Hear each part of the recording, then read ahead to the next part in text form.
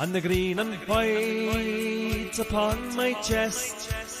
It's such a joy for us to see, for they play football the Celtic way, with the four-leaf clover on my breast, and the green and white upon my chest. It's such a joy for us to see, for they play football the Celtic way, for they play football. Hey lads, how are we? Evening, everybody. All right, boys. How we doing? Good. We'll get into that, Andy. We'll get into it. Ladies and gentlemen, welcome to the Four Leaf Clover podcast with myself, Andy, Jerry, and Paddy. George, I'll try my best, mate. I'll try my best. Thank God I never seen it, but we'll get into that later on as well, my man. So I'm not sure if Davey's joining us. He said he was, so hopefully he'll be popping on at some point as well. Just before we begin, ladies and gentlemen, I've got two very big shout outs. My daughter, Paige, graduated today from her apprenticeship, 3-year apprenticeship she's been on, and she graduated from that today and got Apprentice of the Year as well. So well done, my darling. I'm so proud of you. Brilliant, Paige, brilliant. And my second shout out tonight is to a very good friend of mine over here, Dermot McColgan, who yesterday went for heart surgery in St Thomas's in London. And he is recovering from that now, that very big operation that he had yesterday. So from myself, Dermot, and from all the lads at the podcast, and I'm sure the viewers as well, we would like to give you our best, and to your wife, Val, and the rest of the family as well. So hopefully see you soon, my good man, when you're back over here, and we'll catch up. So, ladies and gentlemen, we're going to cover the last week in Celtic world. We're going to cover the St Johnstone game on Saturday night. We're going to try and cover the debacle that was last night. And we will look forward to the Ross County game at the weekend as well. But first of all, ladies and gentlemen, I've got some breaking news for everybody. It was just a dream. It never happened. It's only Monday. The Rangers fans have came back out from underneath their rock. They have been posted missing, gentlemen, since we pumped them to death at Celtic Park yet again. Andy, I haven't seen them on social media or anything for months, and now they're back. It's a usual story, mate, innit? You know, the undead appear with a wee horn coming out the grave. Oh, they've lost. I better come and say something again. And they all pull pointed her. They're blowing the cobwebs off their keyboards for to get onto their social media to come and slag us. You know, it's like a homeless guy slagging somebody for the state of their curtains. You know, it's laughable. It's a joke. Just, mate, it goes in one ear and out the other. And see, when it comes to it, and you know yourself, Scotty, the amount of times that I've actually hammered them back into the ground with things that they have done, and I've just clipped it all together and just put it out there. So the days are going to come again for us, you know, in the very near future. They will be hiding again. Aye, they most certainly will. And Jerry, I'm sure you're a man for the free tunes, and I'm sure you were getting it stinking today as well. We have to take our medicine sometimes, but we take it off the right people and not the people. Yeah, that's it, isn't it? Go to take your medicine, and as you say, Scott, I've not left the house today, to be fair. But no, you know what? Swings and roundabouts, innit? But we'll come back again, so hopefully just, I'm not going to say hopefully it's a one-off, because it's not a one-off, but as I say, we've got to take our medicine. It's been all good lately, innit? Everything's been brilliant. All the WhatsApp groups have been great, I know, for us, isn't it? So you've been doing the slagging, so you've got to take it in the chin. So well. That's it. And Paddy, I don't know if you had any positive vibes from across the water there today from your friends from across the city as well, but how's it been for you today? It's not been too bad, Scotty. I just always come back. I always go back to him and say, you know, this is the big boys' cup. You have no business even talking about this cup. You know, I mean, you're not even in the thing. You know, I mean, you'll not be in it again. So listen, it wasn't too bad today. I was out and about quite a bit, so I wasn't actually stuck at the desk all day. So there'll go one or two wee messages, but over the piece, it wasn't too bad. I think there's as I said to you a couple of weeks ago, I think there is a growing realization with them. Exactly, that they're not exactly in a position to slag anybody. If Dortmund ragdoll us and we ragdoll them, on a regular basis, what does that make them? You know what I mean? So, no great shakes. Yeah, Scott, you've only been missing for 2 pods, man, and they're asking who you are. I know. Been missing for work reasons, and I was on the Pat and Mick last night. I even missed the game. Had a bit of migraine. But I'm back. So that's all that matters. That's all that matters. Yeah. So, gentlemen, let's go back to Saturday night before we get into last night's debacle. We played St Johnstone, and we absolutely obliterated St Johnstone. We won the game 6-0. It was total football, Andy. Yes. The goals were fantastic, especially the last one from Adam Ida. I don't know if you missed anything since then. We've not been on barring the post matches, so just go over that game on Saturday and let's go through it, mate. Me? Aye. Oh, all right. That's a far distant memory for me right now, mate. But if I can just cast my mind back to positivity, positive thoughts. There you go. Refresh your memory. We absolutely annihilated them. Probably the performance of the season, I would imagine, domestically. Brilliant, mate. I'm just not even in that zone now. I'm sorry, but I'm just. It's fucking now. Memory now, Andy. It's difficult to get back to that, mate. But unless Paddy or Jerry wants to. Andy, you're meant to say you've never seen the games we get beat. Jerry, let's just get back to Saturday night. I know it's difficult to go back after last night. I didn't think Saturday. It was just total. You were at the bingo. So you missed it as long, along with yourself. Watched on my phone. Right, so I mean, just going back to it, because we weren't on the post-match, mate, it was brilliant by Celtic, and as we've seen all season, barring last night, which we all got on to, it was a fantastic performance for the boys on Saturday night, Celtic were tremendous on Saturday night. The football we played was breathtaking at times. St Johnstone just couldn't cope with the pace, the movement, and Kyogo getting a couple of goals. That was actually Kyogo's first goal in a away league game since October last year. Do you know that? Yeah. You check that out. So that was his first away goal.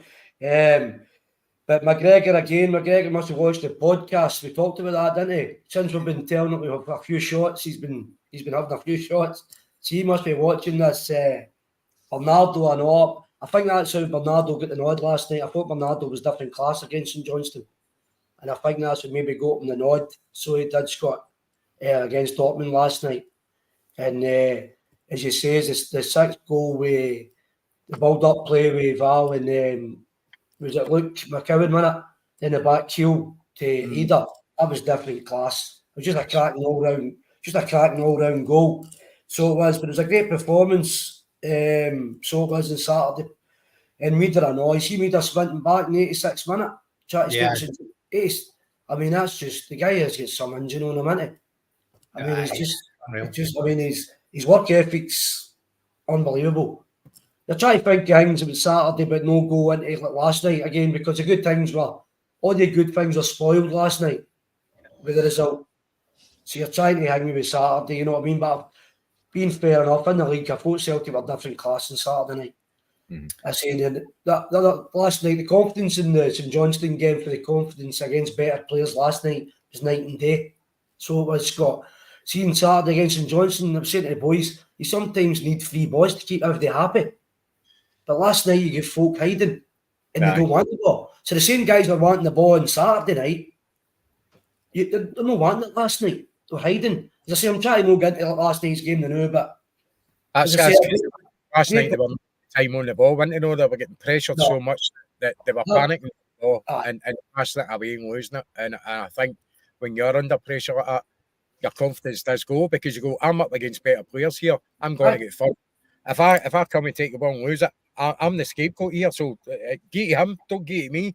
But that's how the St Johnstone boys do the same when they're up against their better players, but they work hard and they shut you down. That's their only hope. They play a system. As you say, I'm on about teams coming to Celtic Park and parking the bus. Then sometimes you can see how they do it because they're up against better opposition, aren't they? Yeah. You know what I mean? I'd like to see them have a better go at Fair Park than the other teams, but I just think a great performance, Scott, on Saturday. That's the best I've seen them. I thought the midfield was different class. I thought every player was different class on Saturday. So they were, mate. Aye.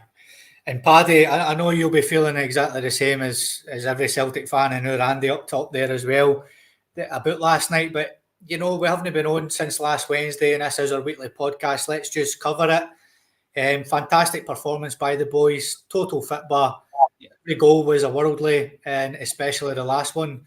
And especially the second one as well. I don't think the second one's getting talked about as much. Bernardo's goal. It started off with Kasper Schmeichel and all the passes out for the back and ended up at Bernardo. And what a great finish. Just brilliant package overall. The boys were fantastic on Saturday. Let's go through it, mate. Just a wee bit of everything. We had a wee bit of everything on Saturday. A wee bit of quality. Good at the back. Brilliant from Schmeichel with the way he kept the thing moving and quickly out from the back. And then the goals and the finishing, and then just what we said towards the end, it was champagne football, wasn't it? The last couple of goals, just the wee flicks and the tricks. The players they were all clearly fancying it. So, and I mean, you know now having watched last night, you know you can imagine how St Johnstone felt because we just did to them last Saturday what Dortmund did to us. You know, it was just a step up in quality, a team that they weren't able to live with. They made a few mistakes here and there too, giving the ball away and stuff under pressure. All the things that we did last night as well. So you can kind of always understand now how they were feeling. But we just focus on ourselves. And probably in an all-round sense, probably as Andy says, the best all-round performance that we've done this season, certainly in the league.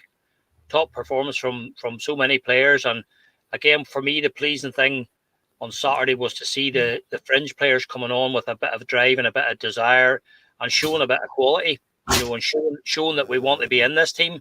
You know, I thought Alex Valley did very well when he came on. Luke McCown's pass for the last goal was sublime, you know, so it was nice to see those guys coming on and actually making a contribution instead of just, you know, coming on and seeing out the last 15 minutes or 20 minutes or whatever. But no, a top drawer performance, and that's why we went to Germany probably with such hope. Yeah. Aye, and it's something we're going to come into in a minute, ladies and gentlemen. But this is the SPFL table as it stands, with Celtic at the top of the table, Aberdeen on the same points, and the Rangers in third place where they belong. When you're coming on to slag us, remember your level is chasing Aberdeen for second place, and don't ever forget it. And it's beautiful to see Hearts languishing there at the bottom of the division as well.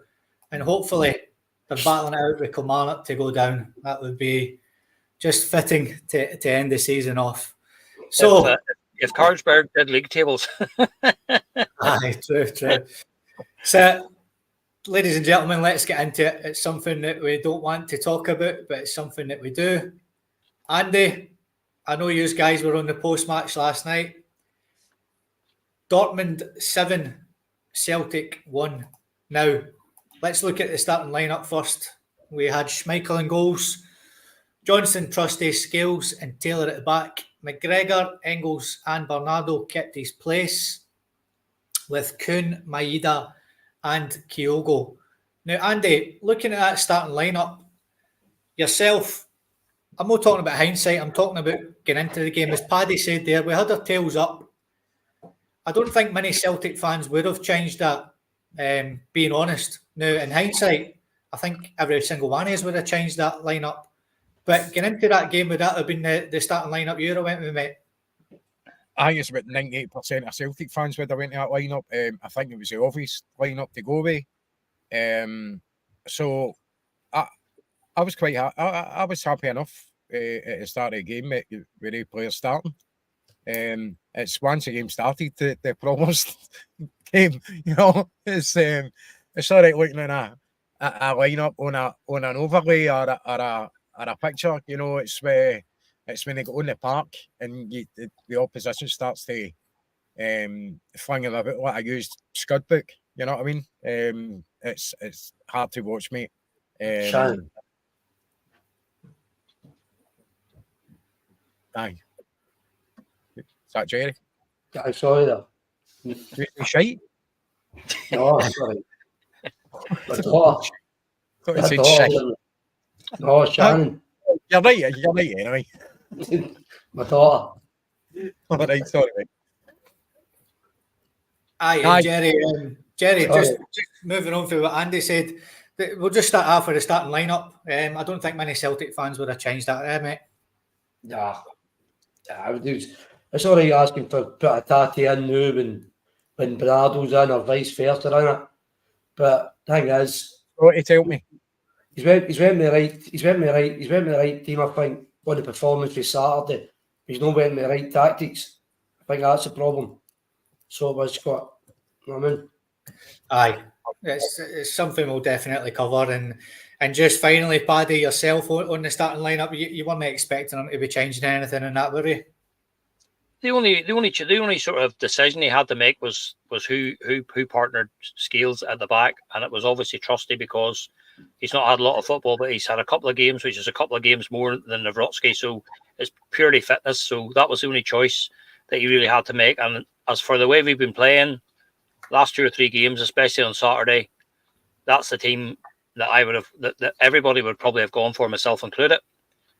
The disappointing thing for me is when we could clearly see very early on that things were starting to unravel, that he didn't have the plan B to say, right, listen, we need to do something here.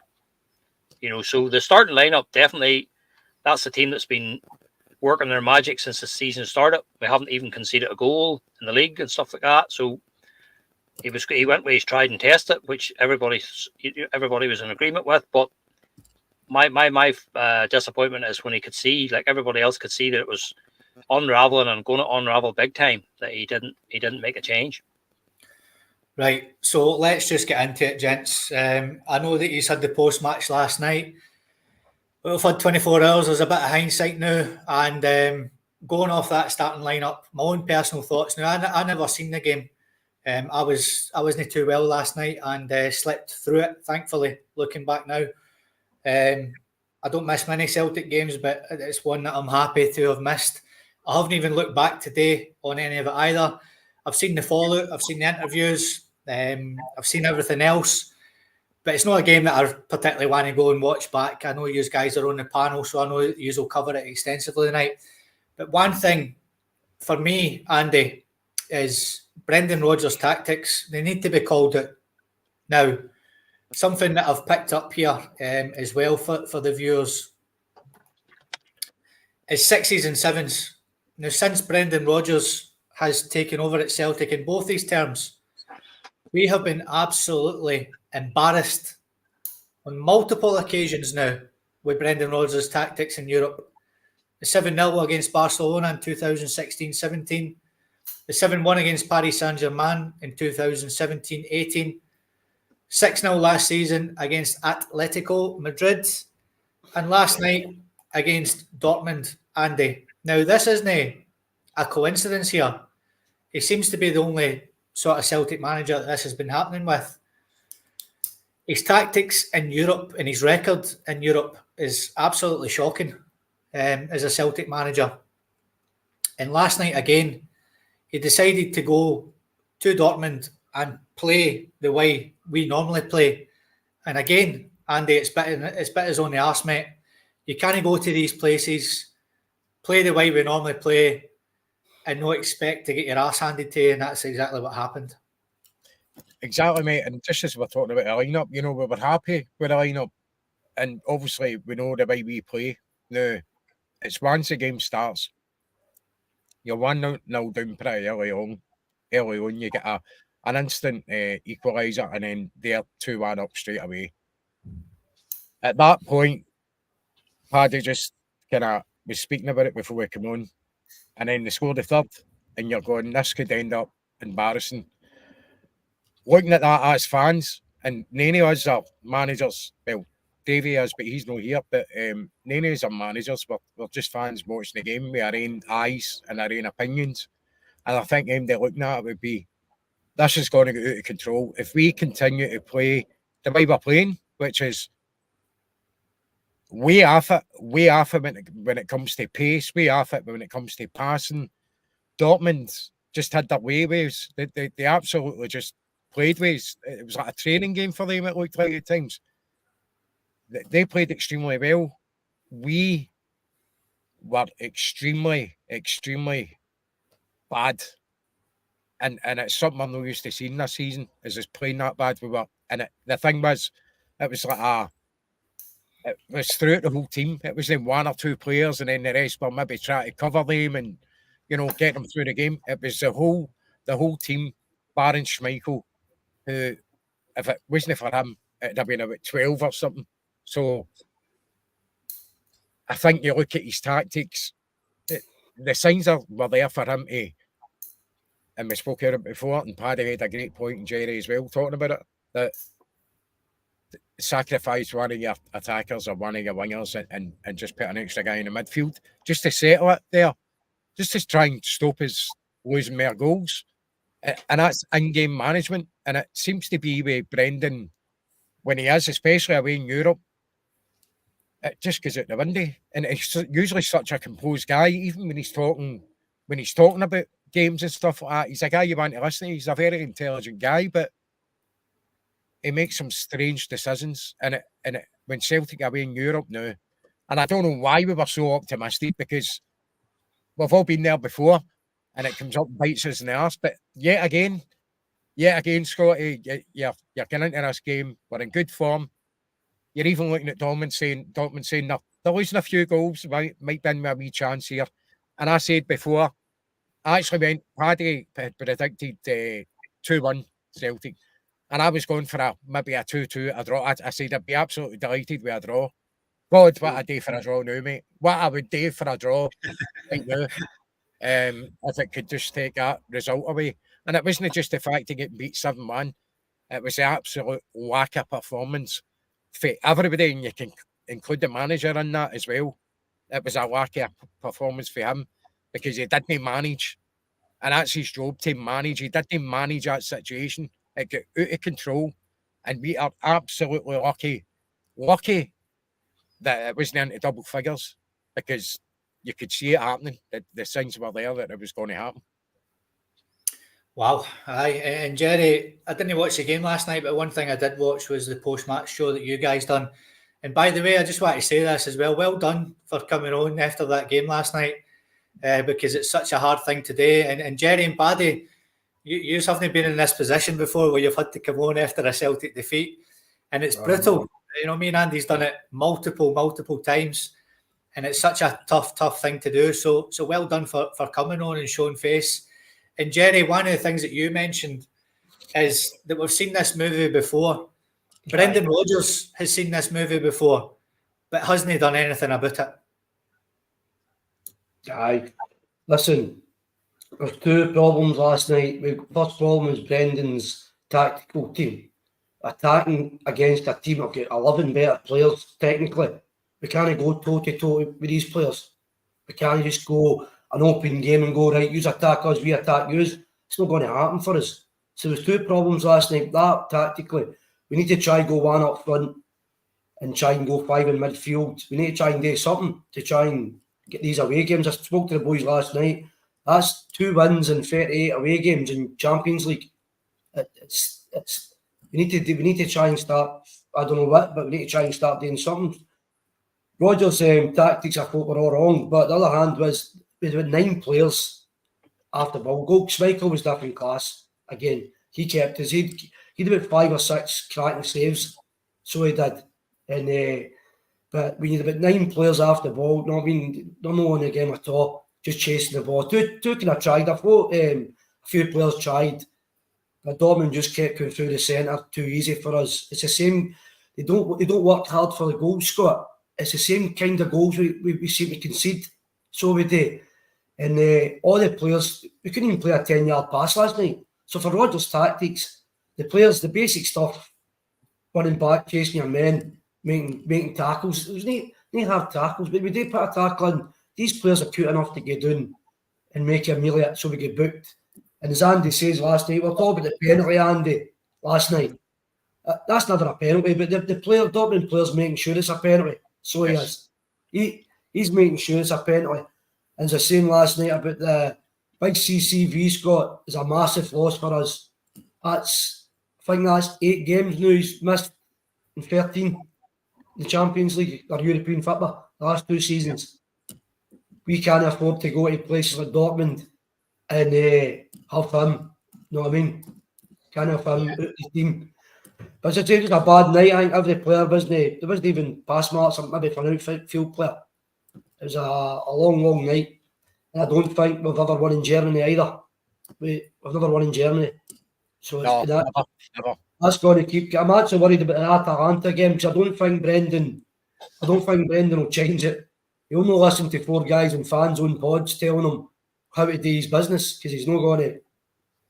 So to me, if we go to Atalanta beat by Leverkusen in the final a few months ago, 3-0, and they won the German league, to me, we need to do something at Atalanta. We need to sacrifice a winger, put Magida up front. We could have got him on, as Paddy says, after the 3-1, the game's by.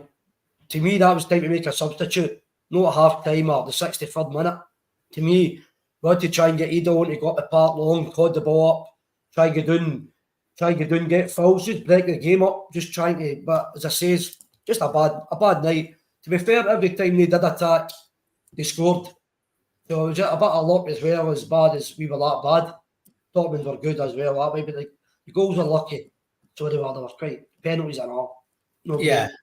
I think at that level you do get punished for your mistakes, and for what I've seen and what I've heard today, that's exactly what happened. And we tend to do that to teams in the SPFL, and that happens to us in Europe. It's always been the case. There's a great point here, Paddy, by smell the glove.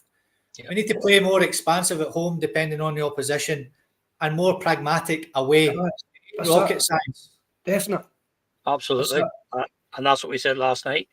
You know, I accept 100% that he is caught because we like to play the Celtic way. That's it's the philosophy of the club. It's been the philosophy of every manager we've ever had. But as we said before, this is 2024, and if you watch European football, especially at the top level, you see the way the other teams approach these games. You know, and they don't. You know, we spoke about Liverpool. You know, Liverpool went to the San Siro recently. They got a result, but in the initial 15, 20 minutes of the game, Liverpool didn't go out and attack the way they would normally do if they were playing at Anfield. You know, they sit in, get a foothold in the game, allow their players to bed in and don't give in away early. You know, and that's what, you know, that they're not the only team. You know, as I say, Real Madrid are probably the only team in the world that will play every game home and away exactly the same tactics because they have that kind of a squad to do that with. But, you know, we are going to have to adapt the way we play in Europe. I mean, we talked about teams like Copenhagen and these other teams of a comparable standard in terms of the standard of a league that they play in. It'd be interesting to do a bit of research and see what kind of results that those teams get away from home. You know, I don't see them getting many spankings the way we do. You know, and those results that you put up there, Scotty, there was also a couple of heavy defeats at Celtic Park as well. In that, I was there at PSG. And we were 3-0 down at half time. I think it finished 5-0 and we were 3-0 down at half time. You know what I mean? There was another couple of heavy ones in there as well. So, you know, somebody said that last night about Lennon, you know, and it's true. Like, you know, we beat a Barcelona team who were probably one of the best teams in the world, and we had Charlie Mulgrew and F.A. Ambrose in the back four. Aye. You know, so it shows you that the manager can set the team up in such a way that they defend and they make themselves difficult to beat. And that's exactly what we didn't do last night. We didn't look compact from the start. We didn't look as though we were going to make them play through us or one thing or another. It was just like, it was embarrassing. That's exactly what it was. And the one thing that I do agree with Brendan when he said after the match that he said it was unbelievable the way that we seemed to be punished every single time we made a mistake. It seemed to end up in the net.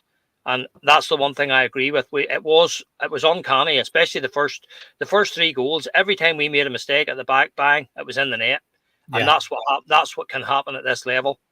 But I think that's a bit naive of him to say that. Do you know that? Because you see it in European football all the time. Yeah.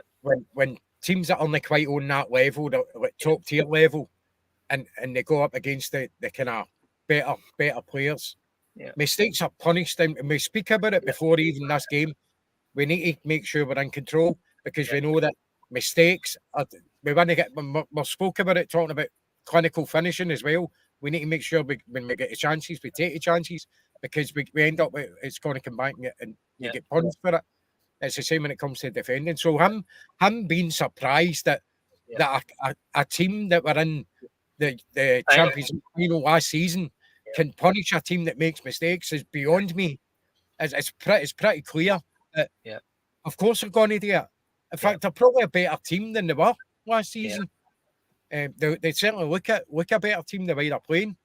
And that's where we could see it last night, Andy. Just exactly what we said, and that's where I think he fell down. Like, I don't think there's a Celtic supporter alive who was watching that last night. For me, the game disappeared on the 3rd goal. That's whenever we were saying, we were all looking around us saying, if we don't get a handle on this here, we are going to get a doing here. Right. And as Andy says, none of us are managers. But you don't need to be a manager, or you don't need to be a football expert to see the way that game was going. We were being absolutely run over the top of. And when the 3rd goal went in, we all just turned to each other and said, do you know what? We need to do something. What did he need to do? He needed to stop the bleeding. That's what he needed to do. We were absolutely bleeding, and he needed to do something to stop the bleeding. Now, I accept that that's not the Celtic way, but if you're trying to protect the reputation of the team, the reputation of the club in European football, you do whatever you need to do to avoid to avoid getting beat 7 or 8-1. We said that before. I think we were very fortunate. I would challenge anybody who watched that game last night and to tell me that we were fortunate to not be 8-1 down at half time. Mm-hmm. If it hadn't been for a combination of Dortmund taking an extra pass in the box or Schmeichel pulling off a save or two, it could have been far more. It could have been 7 or 8 at half time, without a question of a doubt. So when it went to 3-1, we were that's when we showed signs. We were showing signs that we were absolutely all over the place. And he admitted himself after the game that the players looked spooked at losing those first 3 goals. Well, if the players were looking spooked, he's bound to see that standing on the touchline. So get something done about it. Get a change made. Bring another man onto the middle of the field. Take off Kuhn, take off Maida, take off Kyogo, whatever. Sacrifice a forward player. At that stage, you know the game's gone. But he needed to do something to stop the bleeding. And instead of that, we just continued to do the same thing. And that's exactly what happened. So for me, the last 2 goals, you can give them a bit of a bye ball. They were poor goals, but the game was gone by then. The first 5, those goals that we conceded and the way we played in the first half was absolutely shameful. It was shambolic defending, shambolic from the middle of the field, absolutely no cover whatsoever for the back 4. You had a guy, Austin Trusty, playing his 2nd or 3rd game in the team. Where was the captain? Where was the other midfielders to say, listen, we're going to have to maybe drop a wee bit and give this guy a bit of cover here? Just no leadership whatsoever from anybody. I think they just disappeared in the atmosphere, and that's exactly what happened. We just folded, and that was 5-1 at half time. Was 5-1. We were lucky at 5-1, but for me, the game was lost as a chance to do a bit of, as Andy says, a bit of in-game management from Brendan. That should have been done when it went to 3-1. That's when he should have said, listen, guys, we can't compete with this team. We're for whatever reason it's gone wrong tonight. We need to batten down the hatches here, stop the bleeding, and come out of here with some kind of a result that doesn't embarrass us. A manager needs to manage, and I hate all this bollocks waiting to the 60th minute to make substitutions and that. If someone's not working after 20, 25 minutes, get somebody off, and you're the manager on the sideline. You can see what's going on. So bring somebody off and put somebody on that's going to, like you said, no, stop the bleeding, stop the fucking hemorrhaging that's happening. Yes. It's that's what needs to be done. And if the manager can't see that, and he's getting schooled by a brand new manager, this boy that's in charge of very, very inexperienced. He's came from a kind of lower club in Turkey, a young guy. That's what I said. He's been out coached out coached with a guy with hardly any experience. All right, he's great players, but As Jerry said, Andy, that's where we made it easy on them. The goals that we conceded, like we just gave goals away. You know, that's the thing. Dortmund, you know, if Dortmund had to be brilliant, you would have seen through it, but they didn't have to be brilliant. You know, they took advantage of us.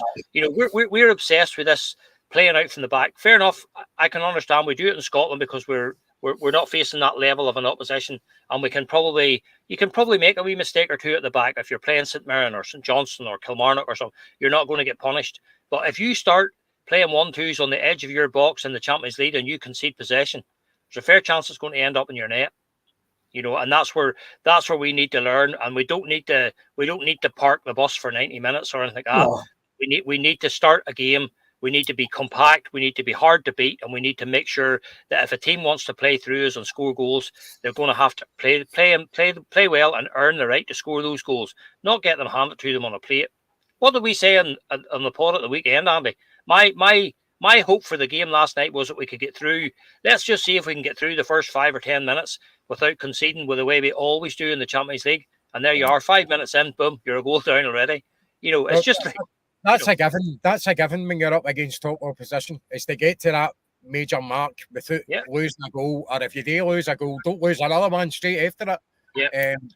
But see, that's what it is, Andy. We're not asking him to park the bus, but he needs to be. We need to kind of be tighter the first half an hour of a game. We need to keep the crowd quiet.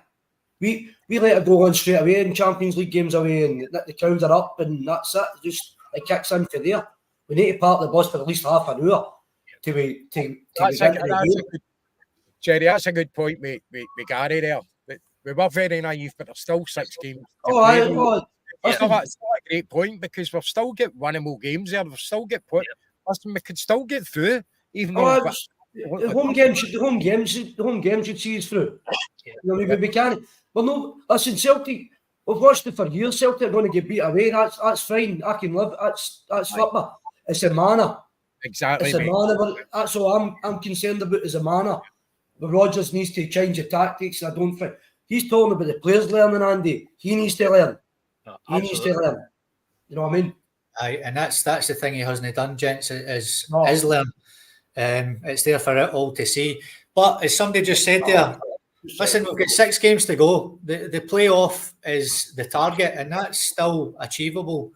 It's no that far off by any stretch of the imagination as some people might think it is. We've got our home games to go. We need to go to Atalanta and try and get something again. It's probably not the best game to go into next, but listen, we're at this level and that's the teams we've got to play. So Andy, I know we aren't managers, but tactically it's something we need to look at, especially for the Atalanta game. So let's talk about that.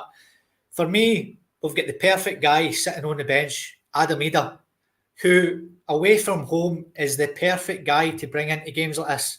As Jerry alluded to there, we could strip the wingers, get rid of the wingers for these away games in Europe, bring Hatate in, play the 4 in midfield, so the 5-4-1 formation, and defensively sit back.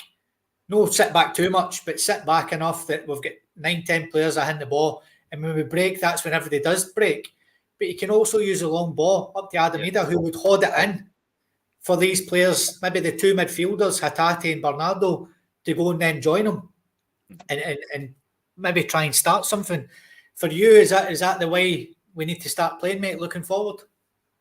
Last night, in hindsight, I'd have took Kuhn off and put Hatate in the midfield with the other guys and kept Maido in there as well, because Maido's also a good outboard. I took Kyogo off and put Ida on. Yeah. In his place, and use that as an outball and all, and possibly with Maida to back him up, or Maida to run on the ball if we do kind of manage to hold him back enough. And then if we do get an opportunity, then Maida's get the speed on him. You can knock it a good bit ahead of him who's going to get the ball, and it then gives Ida a chance to kind of catch up if he's going to try and cross it out for him or lay it off. We really had to pick up. We didn't really have time to do anything last night, mate, because we were all over the place and they were all over us. It's as if somebody just smacked a wasp hive with a stick and they just came out and all run about us. Get into the Atalanta game. is he going to change it? That's a big question, mate, right? Because people see it as arrogance that he's no going at him to act, because it's going to be looked upon as if he has backed down to fans who seem to think they know better than him, and we don't, but we've got eyes. I mean, it's very simple stuff, and that's what we got wrong last night, was the simple stuff, the basics. The very basics we couldn't even get right. Never mind all the fancy stuff.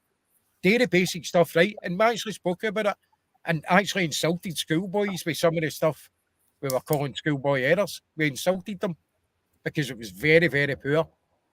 Can we get in against Atalanta and get another performance like that again? I surely hope no, mate, because I think Atalanta would do worse days than what Dortmund would. Because I seen Atalanta, a team up against Leverkusen, who absolutely strolled the Bundesliga, and they tore them a new one, mate. They absolutely tore them a new one. Beat Liverpool home and away as well, Andy.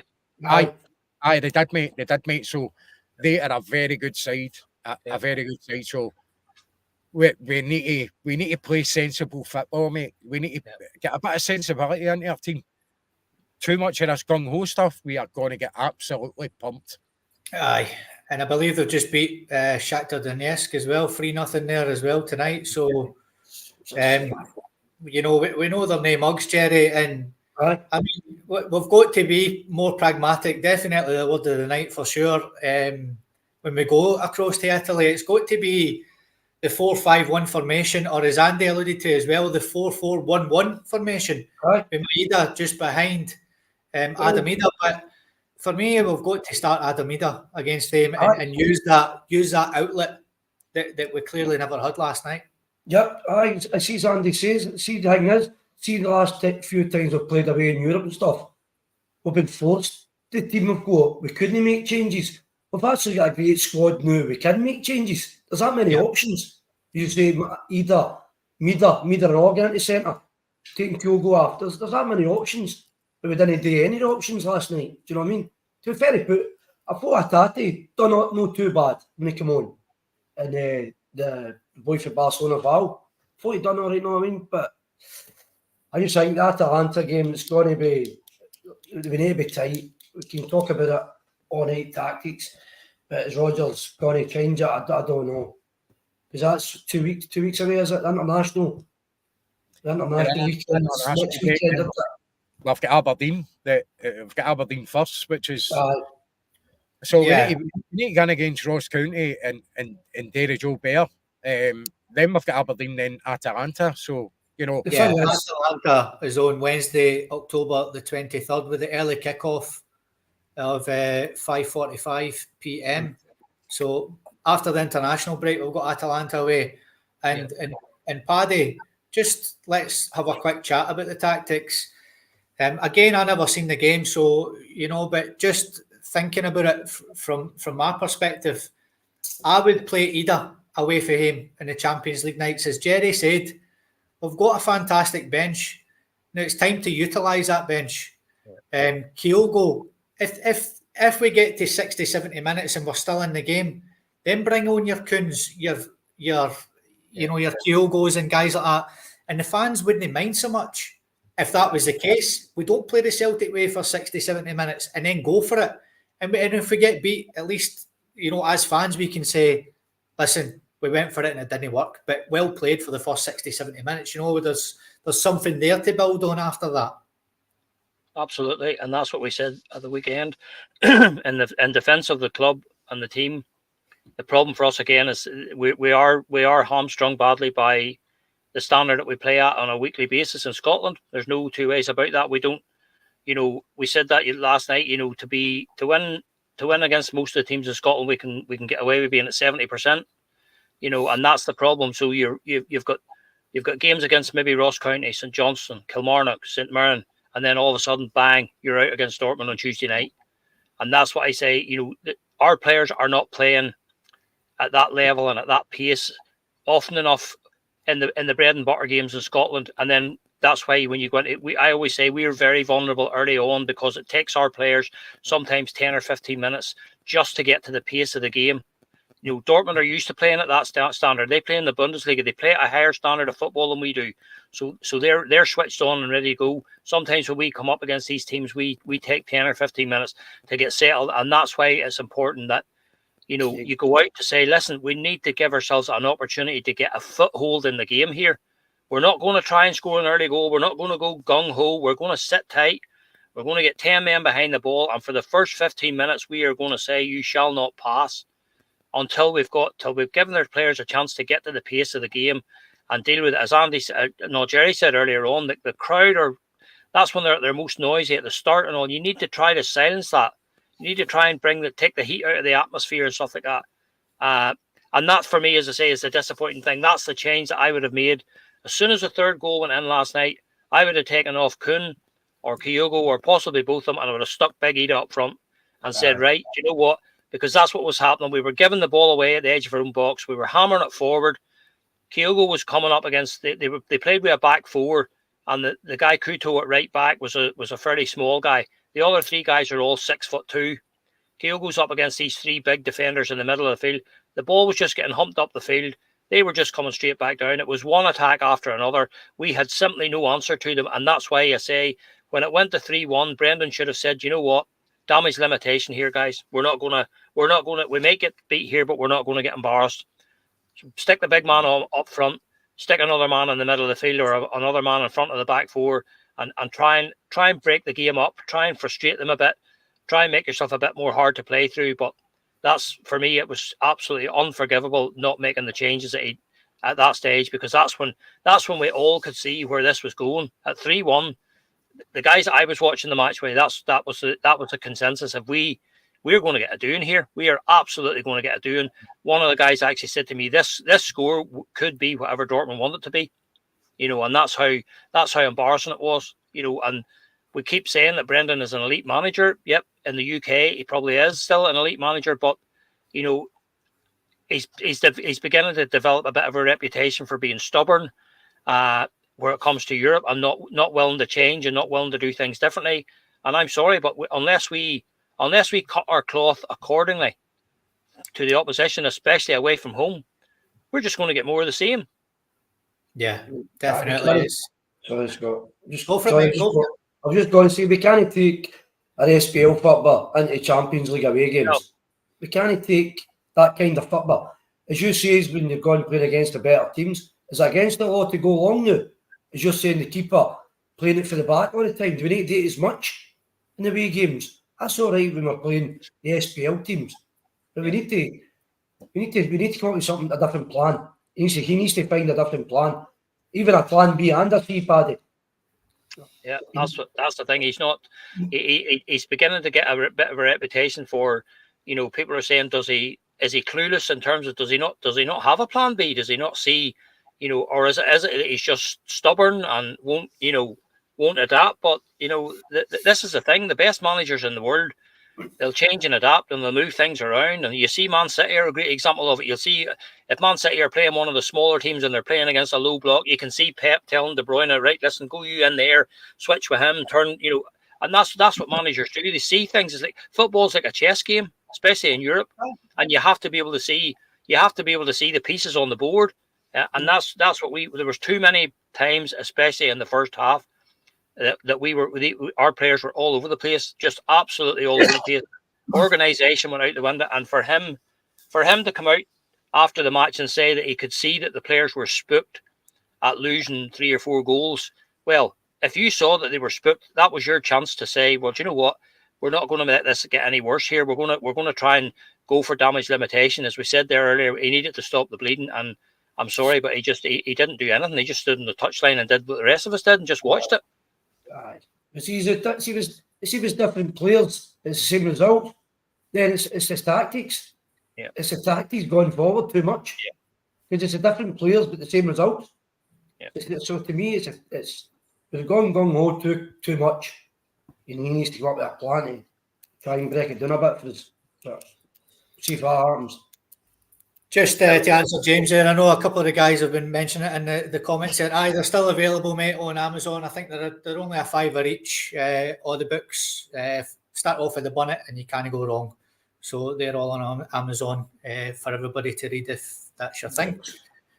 I just gone back to it, lads. I know Plunge put on earlier. We spoke about it there, especially yourself, Paddy. You know, you were a big advocate of it as I am. If it's gone wrong at 3-1 and you can see what's coming, then why not change it then? Plunge said they did make the changes at half time, but at 5-1, it's too late. Yeah, the game's gone. The game's gone by that stage, and Dortmund's heels are up. The crowd are all over the place, and that's the thing that we needed to do, when we did. And that, again, as I said to Andy last night and Jerry, when we were on the after match, we actually got back into the game at 1 each from a goal which was very, very poorly defended by Dortmund. And that should have been a wee sign that, here, do you know what? These guys are maybe a bit suspect at the back. We didn't have to do an awful lot to score the goal. One nice wee ball into the middle, made it, boom, there you are, 1 each. And that's where I was disappointed. I thought, you know what, we've had a terrible start, but we've shown a wee bit of resilience here, that we've more or less come straight up the field and we've scored to make it 1 each. That should have been a chance for us to say, do you know what, we regroup here now and let's have but no, not a bit of it. Instead of, again, no matter what level of football you play at, what's the first thing that you're told as in an under-12 team if you've just scored? Just don't concede straight away. Keep the ball, frustrate the other team for 10 minutes. But what was it, a minute and a half? And we're 2-1 down after equalising. And this is what we said last night. Could you imagine being the guys that travelled out there and they're standing in the stadium and they're watching that? You're celebrating an equaliser, and before you finish your celebration, the ball's in the net at the other end again. Aye. Just it's absolutely what I said last night, Andy. Kamikaze football, absolutely kamikaze football. To go to Dortmund and try to go toe to toe with Dortmund on a 4-3-3. It was just absolutely football suicide. Football suicide. Even us sat in a podcast know that. So. Yeah. Brendan Rodgers really needs to get a grip when it comes to the tactics away from home for sure, and it's been proven year after year since he's been there, lads. Yeah. So it's definitely something. So we spoke about the tactics. Now, again, something that Paddy mentioned is the quality of the SPFL, Andy. So I think it's there for all to see. St Johnstone away, Dortmund away in the Champions League, and then back to Ross County. Yeah. That's the levels of we're playing at to where we're going on Sunday. We need to bring it up, mate. Is it something we need to look at as getting out of Scottish football, if this is just going to continue? Or would you just say it was Brendan's tactics, or is it a bit of both? Obviously his tactics are going to come into question, because that had a direct effect on what happened. I think I'm not putting 100% blame on him. The players have got a lot to answer to as well. Whether his tactics obviously didn't help. And I brought it up in the post-match as well, just the jumping standard going for Scottish football to that type of opponent in the Champions League. Europe's top competition, a team who's just played in the Champions League final. They're playing a very competitive league. I know people say, it's either 1 or 2 that won it. I know Leverkusen's just won it there for the first time, I think, in their history. But in general, it's usually kind of 2 teams that are in it. But in general, the quality is a lot better than what you see in Scotland. It's very. I think it can be very. I'm not saying that this is a cause, but I think it can be very difficult at times to raise your standards. Right? It's not just one level up. It's so many different levels up for what you're playing in domestically. To get into playing that elite level team in Europe and raise your standards, and then you get an absolute scalping, and then you're back down to earth again, and then you're at the bread and butter game, getting up to Dingwall and playing against a team in a tiny wee stadium that can make it in general quite hard for you when you might not feel up for it now, when you just feel as if you just want to hide away for a couple of days, but you need to fire on and carry on and get in there. That's the type of games you get in Scotland. It's very difficult to break teams down. And you go to Europe, it's a total polar opposite. You're then the Ross County up against the big boy, that the roles are totally reversed. And it must be hard to get your head around. For players that are so dominant in domestic football to then go there and be so much of an underdog against teams and then get absolutely slated for getting hammered. You know, it's a hard one. Yeah. It's pretty much the same with Slovan Bratislava, mate. You know, they probably dominate their league, and then they come to Celtic Park and get absolutely humbled as well. And so, it's the same all across Europe. And Jerry, we were caught with our pants down last night, as Paddy said. You know, at this level, it's a totally different level, and you're going to get caught with your pants down. But just something that Andy said there as well. There might be 2 teams in Germany, but there's only 2 in Scotland as well, which is obviously ourselves in Aberdeen.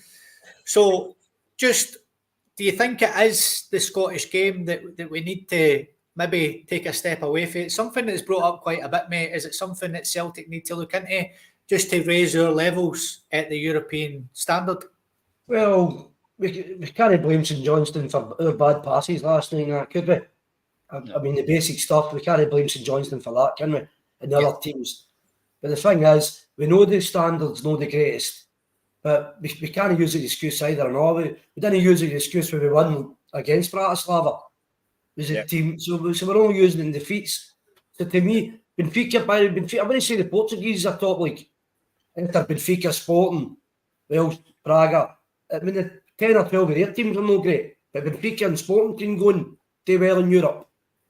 I know they spend a lot of money to be fair, but I still think we can't go too harsh on the teams we play against. I know the standards, different ball game, so I Scott. But I spoke to me and Andy, we spoke and Paddy about the chat. Remember I said about we're never going to get into the English Premiership. Yeah. But how could we not get Newcastle, Blackburn? How could we not start a league with so many teams doing so far? You know, I mean, teams they're never going to win the Premiership. Newcastle, Middlesbrough, Blackburn. I think that could be maybe an option for us. Try and get better standard. Certainly a better level than what we're playing at the minute, Paddy. Just to finish off on the sort of Dortmund conversation and the Celtic conversation for last night, you know, just listening to the guys' points there, do you think it is the league? Do you think it is the tactics? Or was it just a bit of both, the league we play in and getting our pants pulled down very quickly and not up to the standard? Is that today with your league? Well, if you look at the different squads, Andy, Scotty, you know, we've had squads under Neil Lennon, you know, and the squad's probably been as good as this one, you know, and we've managed to frustrate teams like Barcelona. And, you know, if you look at Martin O'Neill's team, where we were able to beat Juventus and teams like that, you know, so it definitely is a tactics. The fact that we play in such a poor standard in Scotland is definitely a factor. There's absolutely no doubt about that, and that's not us being big-headed or one thing or another. We're probably a big fish in a small pond. That's the phrase that's been coined before, and that doesn't do you any favors. If you look at the European competitions, there used to be 3. There's now only 2. So you have the European Cup and you have the Europa League. There used to be the Cup Winners' Cup. So all you need to do is look at what leagues do the teams who reach the very latter stages of those competitions come from every single season. It's the Spanish, it's the Germans, it's the Italians, it's the English.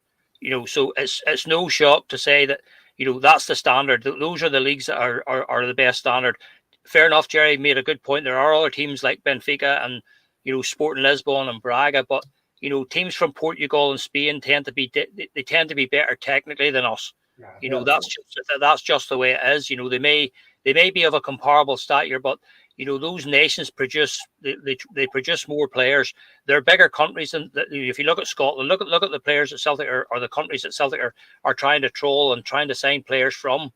You know, and that's the difficulty. It's just going to be very, very difficult for us, and that's the issue for us when you've got this. You know, if we were playing, you know, if you say you had 3 Champions League games one after the other with no games in Scotland in between, I think you might see a different performance. But that's the we can drop our levels. We can drop our levels. You know, and again, this is, you know, if you use Liverpool or Manchester City, you know, as an example, Manchester City and Liverpool are going to have to play at their top level when they come back from Europe and play on a Saturday or a Sunday in England.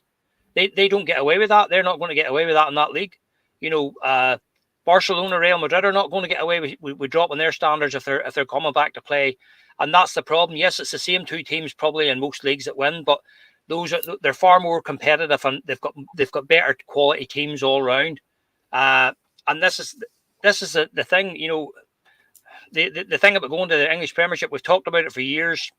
I don't know if it'll ever happen, but the one thing we do know is that it's going to be majorly difficult for us to compete at that level in Europe while we're still playing in Scotland, because that's you know, if you have 3 weeks of games against Ross County, Kilmarnock, Motherwell, and then all of a sudden, bang, Tuesday night, and you're in against Bayern Munich, or you're in against Dortmund, or you're in against Atalanta, that's the difficulty. And the mistakes that we made last night, Jerry was right. We did make some schoolboy mistakes, and if we make 3 or 4 of those on Sunday against Ross County, we'll probably get away with them.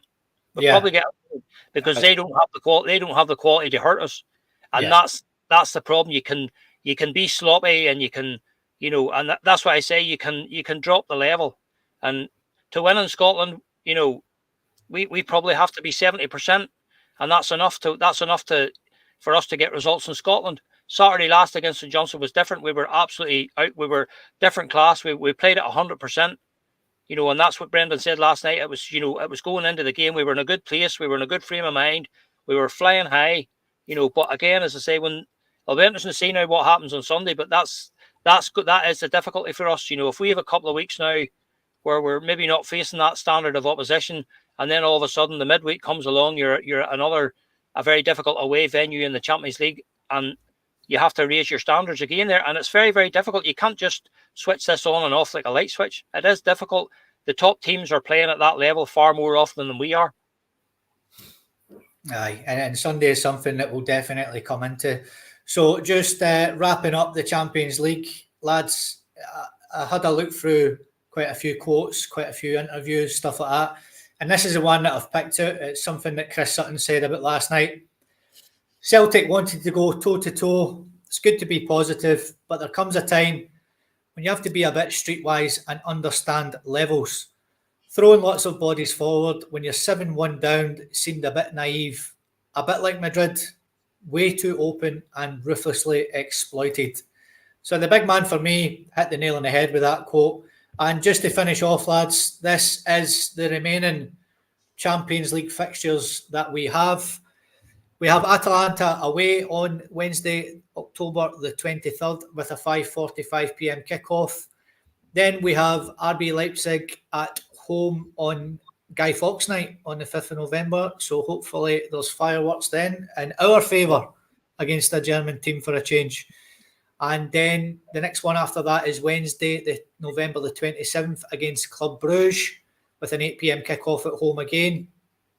And then we have Dinamo Zagreb away from home, again with the early kickoff on December the 10th. Then we have Young Boys at home on Wednesday, January 22nd. And then we have that Aston Villa game on January the 29th at 8 p.m. kickoff at Villa Park. So lots to look forward to. We just write last night off. It's happened. Put it to bed. Still get 6 games to go. It's disappointing, as James Tavernier would say, but we have to move on, lads. It's finished. We got pumped. We take our medicine, as we said, and that's it. We just move on. So, other things that have been happening is yesterday, Steve Clarke announced the Scotland squad for the upcoming games against Croatia and Portugal. A few ex-Celtic players in there and a couple of our boys, Tony Ralston and Greg Taylor, in there, along with Jamesy Forrest as well, which is good to see him in there. Now, Andy, I know you're no a big man when it comes to international, and I don't think Jenny is either, by the looks of things, but it's always nice for the boys to get picked up by their country, and it's good that Tony Ralston, who's not really getting a game at Celtic, along with James Forrest, has managed to make it into the Scotland squad, Andy. I think Tony has had the best time yet with Scotland. He's come under a bit of flack for his recent performances, and I've got to be honest with you, I never really watched the recent Scotland games. I did see wee clips and saw the penalty he gave away and a couple of other things as well. I think he was taking it a bit tight, was Tony. And the fact that he isn't a regular starter at Celtic, he comes on and he gets a wee kind of a run out every now and again when required at times as well.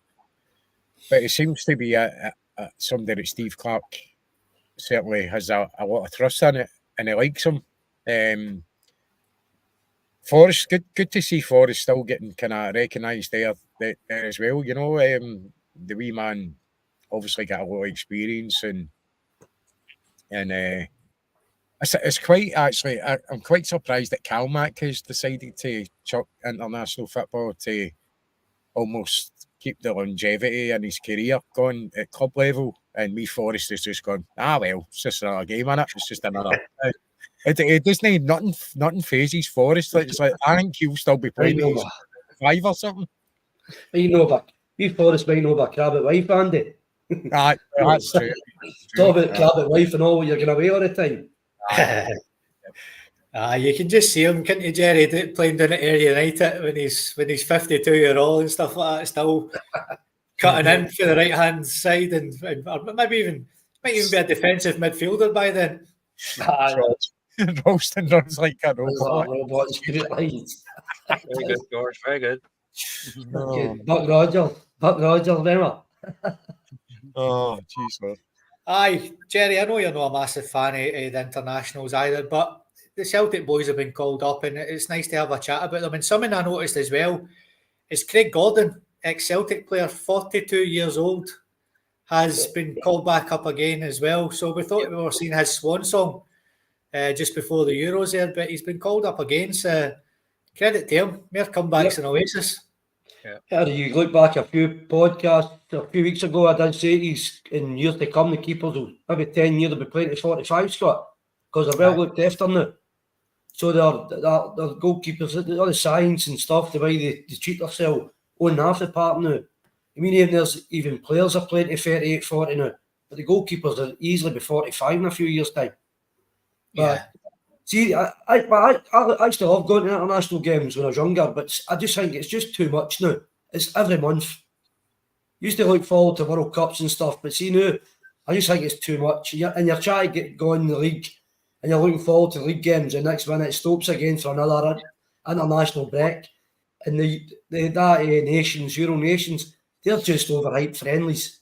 Yeah. I just like, and I'll tell you another thing, the coupons are shite and all. The prices are shite, the coupons. So me being a gambler, the coupons are shite for that weekend. So I need to try and do a scoring win to get a decent coupon. We're not encouraging gambling on this podcast. Always gamble safely, okay, if you do. Paddy, I know you're not a Scotsman, Paddy, but we could even touch on the Ireland team as well. Liam Scales, let's have a quick chat about Liam Scales with yourself then, Paddy. Didn't even get a minute in the last 2 games, I believe. Is that correct? That's right. Yep. And he's, you know what, the big man can't do any more than he's doing. You know, he can't do any more than he's already doing. And again, there was, especially early doors last night, whenever we were struggling, he seemed to be the only defender that was prepared to stand up and put his head in and put his foot in and do what he was supposed to do. So I hope that the Irish team, this is the thing. I mean, Ireland are a very poor squad at the minute. You know, as Ireland teams of the past go, we're going through a wee spell at the minute where, you know, the quality's not great.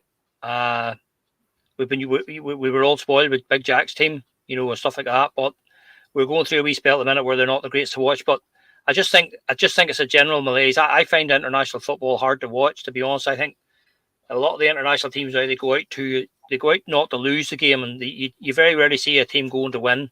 You know, they win a home game, then they want to draw away from home and stuff like that. You know, so I find it a bit sort of boring to watch. But just to touch on wee Jamesy again, great to see him at his age. It shows you he's a player who's obviously looked after himself when he was younger, and that's what's given him the longevity in his playing career. And I just think Jamesy now is showing signs of, he's such a clever player. He's just such a clever lad. He doesn't come out all guns blazing and then be blown after 60 minutes. He flits in and out, or he comes on as a sub or whatever. But I think James, he's just showing signs of being a really experienced player, and he knows his limitations. He probably doesn't have that that devastating burst of pace that he did have when he first came into the team. But anytime we've seen him recently, especially when he's come off the bench, he's just such a clever player. The way he takes the ball in, the way he can, he can hold the man off, he can wait for an overlap. He's just such a clever wee player, and it's just great to see him getting recognised at international level. Maybe if he looks at Callum and says, you know what, this might give me another 2 years at Celtic by not playing international football. It does, it's the international player now who gets picked regularly. It's a big ask from one end of the year to the other. You're playing upwards of 60, 70 games in the season. You're doing all that other travelling and stuff like that, so there's a lot goes into that international football as well. So it's just nice to see him being recognised. But at the same time, I'm just glad that Callum has decided to just walk away for our sake. I'll be no more worried about him coming back injured and stuff like that. Yeah, he was playing 60-odd games a season as it was, so it's good that he's a machine, so we're happy that he gets that break that he never had before. Yeah. I think the most disappointing thing about the last international break for me was Liam Scales not getting any game time, and Rio Hatate as well. He went to the other side of the world for 2 games, didn't even get a minute in the Japan team, which is unbelievable. And guys like Kyogo and that still don't get picked. It's unbelievable. They must have some team. Listen, I know that it's not everybody's cup of tea on this podcast, the internationals, but for me, it's still a fantastic achievement to get picked for your country, and good luck. Well done to all the Celtic players that have been picked, and good luck on your international endeavours, and hopefully you all come back injury-free, as Paddy said. So, gentlemen, the last thing that I want to talk about this evening before we wrap it up is our game on Sunday. So it's 12 o'clock kickoff, and we, Andy, go up to Ross County for match day 7 of our SPFL campaign. So just looking at the team last night, do you envisage any changes, if any, and how do you see it going on Sunday for a tough away game for us? I think it has been tough in the past. If we went up there before this Champions League tie last night, I would have absolutely no doubt that we would wipe the flare with Ross County.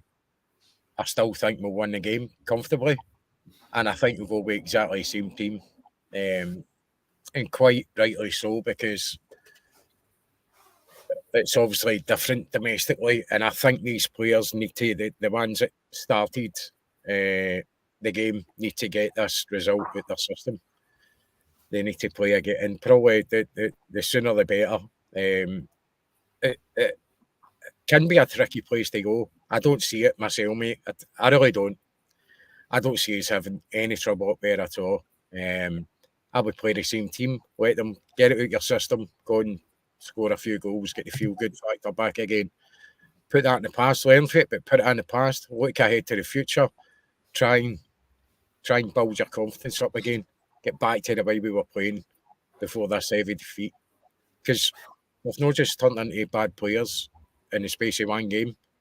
It's very unfortunate, the result that happened. But we know there's a good squad in there, a good team, a good scoring team, and a good defensive team, I know, in Scotland, domestically. So I'm quite confident, mate. I'm quite confident getting up there and winning 3-0. Aye, as Andy said, Jerry, we've got that record, that defensive record in Scottish football at least. Let's forget about the nightmare that was last night. Are you with Andy, mate? Would you keep the same team, or would one or two come in for you? Well, is the Big Vickers is injured, is he? I think they'll use us also the international break to give him that bit of time, mate. Aye. We're going with Trusty and your man Scales in it. Yeah. So Nina Ross can get a chance. He's going to stick with A2, isn't he? So he has likes it. Aye. But it likes it. The only thing is, what I would say, you'd be looking at a Tati maybe coming in, but you don't really want to get down that route of just chopping and changing. One bad game, Bernardo, Tati, Bernardo. I think 2-3 bad games, that's fine. So we're hoping. I thought Tati done well when he done all right in a bad team. Basically, didn't do anything great, but done all right in a bad team. like see when the tatties on his game, he's a cracking player. It's hard to leave out and all. So it's up to Rodgers there. But Andy was saying that Ross County's usually a wee stuffy place. I think Aberdeen's the only team that's won up there this year. So they have, and they're flying now, Aberdeen. So it's a stuffy hang me, but if Celtic take for last Saturday's League Forum and pick up straight away, I think we'll be fancies for a 2-0 win. And but back to the bread and butter for us. If the Prisons need to pick themselves up, there's always sometimes that wee slow starter. Sometimes after a Champions League game, going for a high to low, but obviously we're not going for a high anyway. We're going to have to get pumped. So I just think we take last Saturday's forums and just go on with it again. I think we'll be too strong for Ross County in the end. So I'll stick to the 2-0 for us. That's what I'm going for. And Paddy, I mean, are you with the lads sort of keep it as is, or would you look to the bench and maybe the likes of Hatati coming in, maybe Ida, and maybe chopping and changing it a wee bit? I mean, we've seen against Falkirk that bringing 8 in wasn't a fantastic idea. But we're not saying as much as that. Maybe 1 or 2 coming in for you, or are you going to stick with the same team like the rest of the lads? I think they'll probably look and see Scotty. Probably last night has taken a lot out of the legs. You know, you'll have to look at the run that we had to do. That was we got a chase in there last night. You know, so that will obviously, along with the travel, you know, that'll take a bit out of their legs. So they probably need a couple of days to, you know, to rest up again and recover from that. So we might look at sort of freshening things up by putting a couple of extra legs in there. You know, you don't know, we might again. I kind of agree with the guys that, you know, it's maybe a wee chance, a wee opportunity for the players to sort of redeem themselves again. He might give them the opportunity to say, listen, you know, the last thing they want now is to go into international break on the back of another bad result. You know, so I think he will give them the opportunity to again get back on the horse again. That's what it says. We've had a bad result. It's not the end of the world. You know, the key for us now in this is going to be these next couple of home games that we have coming up after Atalanta, and those are the games I think that will go a long way to deciding how we do in that. So it's just about getting back on it again, you know, back to doing what we were doing. Ross County's a great wee surface up there. It's one of the best pitches in the league. So we should have no excuses about being able to move the ball and play our football. Again, they're a big physical side, big, strong, physical players. The young lad from Cliftonville, young lad Heel, they signed from Cliftonville, scoring a few goals for them. Looking dangerous up front for them. He's a good wee prospect. He scored a couple of goals for them. So he'll have to be watched. So again, for us, it's about following the process, getting back to doing what we were doing, dominating teams of Scotland, playing our football, early goals, put the team away. So I can see us doing this comfortably. I would be tempted to give the likes of Ida a run, you know, and definitely look at maybe, you know, when you look at the running that Engels done last night, you look at the running McGregor did, look at the running that the rest of the midfield and the wide players did. You know, there might be an opportunity for Luke McCowan to come in and get a game there, you know, but irrespective of what it is, I think we should have too much quality for them. But I'm going to go for I'm going to break away from my usual, so I'm going to go for a 4-1 away win. He's still gone by the 3 lads, isn't he? He's still gone by. Could he bring himself to say 3-0 this time? I go 4-1 away from home. So Andy, 2-0 for Jerry, 4-1 for Paddy. What are you going for yourself, mate? 3-0, mate. Oh, he's nicking your scoreline there, Paddy. Andy took the 3-0 there straight out. Because he can't get it any other week, that's how. Oh. So, ladies and gentlemen, that's us tonight. But just a few things to let you know about moving forward with the podcast. Last month we had Tommy Burns month, and what a month it was. We had fantastic feedback, fantastic guests. And thank you so much for the feedback that we got for that. It was absolutely brilliant and amazing to have the guests on that we did. So moving forward, we've got a few plans in the pipeline. We're going to be starting a popping in feature that's coming up soon, a wee segment where we're going to be bringing in ex-players, ex-Celtic players, just ex-professionals in general that have got a love for Celtic. We won't let the cat out of the bag too soon, but we've got a few that we've got lined up, so hopefully we'll be getting them on soon. Something else that we're going to be bringing onto the podcast that we spoke about behind the scenes is we're going to be covering some classic matches. So we'll be bringing that into the podcast soon as well. Also, what else have we got lined up, Andy? Karaoke. Aye, we might get to that point, mate. I think Paddy's going to be the first one singing something. Irish karaoke. I was talking about you singing earlier on. I don't know who it was. I think he was in the mood for it last night, so that Paddy might be number one on the karaoke when that starts. I think we did well just being able to get logged on last night. I think that was a result, getting logged on. I just felt like going to bed. Aye, yeah. I was talking tactics this morning to her about 5 in the morning. Still get on about it. Steve Rogers did this, I did that. Yeah. So we've got wee segments coming up. Yeah. We're not going to get into away, but we've got wee plans that will be happening this month, actually, October. We'll start putting that stuff out. Some old favourite, you've got your old conundrum, Scotty. My favourite segment that you done, the thing I thought was the best segment. I was so successful at doing that. It was Rachel Riley coming on. I really liked that. No, we don't like her. It's Carol. You're getting Carol Oderman on. The conundrum, I was an absolute disaster, mate. I mean, the letters are right there in front of you, and I still couldn't get it. It's bad numbers, man. Fun, right enough. It is a lot of fun, and it's good for the viewers as well. And it gets a wee competition going between the panels and stuff like that. So, but we've got other things coming in as well. I'm going to try and do a wee video log as well. So we've been talking about that. Yeah. So if I can get my arson gear, some of these days I'm going to get the phone going. So we're going to do like a wee video log of a typical journey from here, from Northern Ireland. Typical day out to Celtic Park, so you can see exactly what it is that we do. I know we talk about it and we hear about it and all, but until you actually see what it is we do, and it might give you an indication of just exactly what it is like for the average Irish guy traveling across every week from here and back again. So we're going to try and get a wee video log. So once I get the clips, I'll let Andy put them together, and we'll do that as a wee segment sometime, and I'll maybe give you a wee idea as to what it's like to do the journey that we do. Aye, I think it's a great addition to do that. It will be very good to see that, very interesting, and I think a lot of the fans like yourself and Ian, people don't appreciate not just the financial repercussions of going to Celtic Park, but the time off work and the time away from family, and just the kind of overall stress of going to the games, the time you put in. It's a major commitment, and not just yourselves. Obviously, there's fans that come from England and everywhere and other place to watch Celtic. Free tunes, it's hard to get there for the free tunes.